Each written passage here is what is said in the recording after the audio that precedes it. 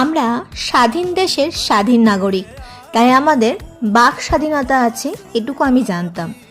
কিন্তু আমার নাম বেচে কারোর কাছে ভালো হওয়ার জন্য বা কারোর কাছে দুমুঠো ভাত খাওয়ার জন্য যে এতটা মানুষকে নিচে নামতে হবে, সেটা আমি ভাবিনি। এই যেমন কেউ যদি পরকীয়া করে, সে করলে কিন্তু দোষ নেই, কিন্তু যে বলছে তার কিন্তু মস্ত বড় দোষ। কারণ সে কেন মুখের ওপর বলছে? সত্যিই তো এটা ভাবারই প্রশ্ন। আমি সচরাচর কারোর ব্যক্তি স্বাধীনতা হস্তক্ষেপ করি না, কিন্তু আমার নামে কেউ কিছু বললে বা আমার বাড়ির লোকের সম্বন্ধে কেউ কিছু বললে তখন সত্যিই আমার গায়ে লাগে। কারণ আমি ওই চুপ করে প্রতিবাদী হওয়া ওটা মনে করি না।